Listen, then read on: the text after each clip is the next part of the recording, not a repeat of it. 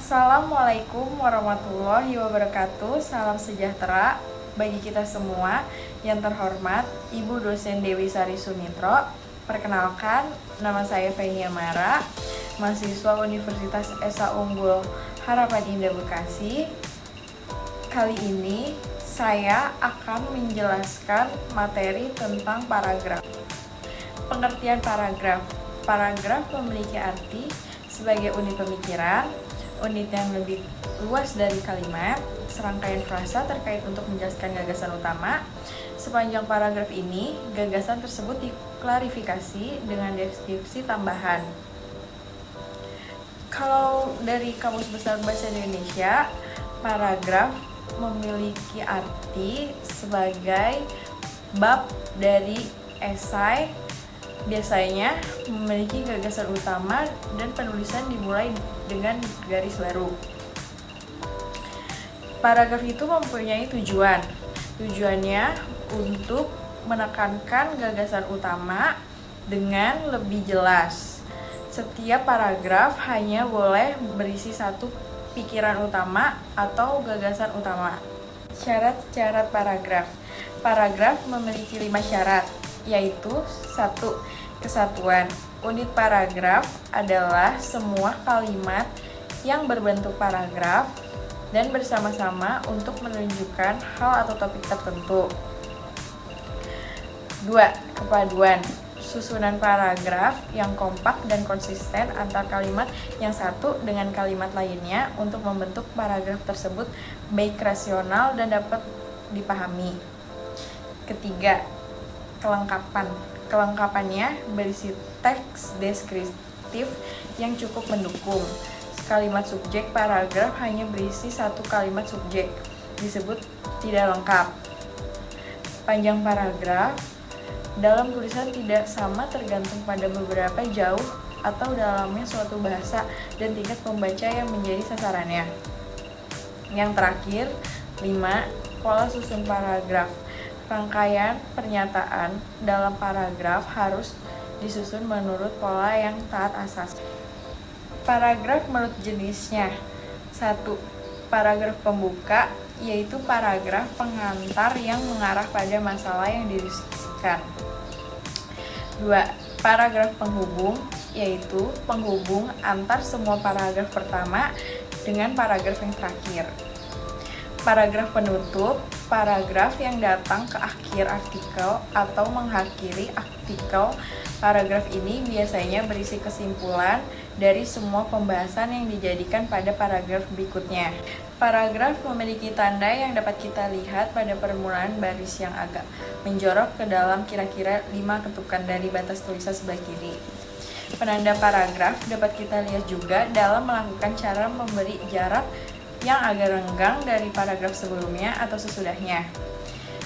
Dengan cara demikian, pembaca mudah melihat dengan jelas batas-batas setiap paragraf. Paragraf mempunyai 5 struktur. 1. Posisi paragraf, yaitu meliputi bab, esai, dan subbab. Batasan paragraf, menurut Kamus Besar Bahasa Indonesia, paragraf mempunyai batasan bagian bab dalam suatu karangan biasanya mengandung suatu ide pokok dan penulisannya dimulai dengan garis baru. Jika menurut De Jiang Ge dan Didier Marta, paragraf pembagiannya lebih kecil di bawah suatu bab dalam buku, paragraf biasanya diberi angka Arab. Kegunaan paragraf sebagai alat bagi penulis untuk memperoleh cara berpikir yang sistematis. B. Alat yang memudahkan pembaca untuk memahami pemikiran penulis. C. Sebagai penampung fragmen ide pokok atau gagasan pokok keseluruhan paragraf. D. Dalam rangka keseluruhan karangan, paragraf dapat berguna bagi pengantar, transisi, dan penutup. Struktur paragraf yaitu A. Paragraf terdiri atas transisi kalimat, kalimat topik, kalimat pengembang, dan kalimat penegas. B. Paragraf terdiri atas transisi berupa kata, kalimat topik, dan kalimat pengembang, dan kalimat penegas. C. Paragraf terdiri atas kalimat topik, kalimat pengembang, dan kalimat penegas. D. Paragraf terdiri atas transisi berupa kata kalimat topik dan kalimat. E. Paragraf terdiri atas transisi berupa kalimat topik dan kalimat. F. Paragraf terdiri atas kalimat topik dan kalimat pengembang. G. Paragraf terdiri atas kalimat pengembang dan kalimat topik.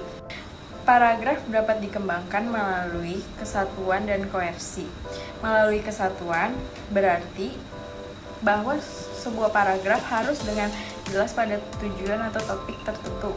Paragraf dinyatakan memiliki kesatuan apabila unsur-unsurnya bergerak bersama untuk mendukung suatu tujuan pokok atau gagasan.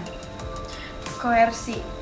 Paragraf bukanlah rangkaian kalimat yang terdiri sendiri, melainkan sebuah kalimat yang dibangun atas adanya hubungan timbal balik.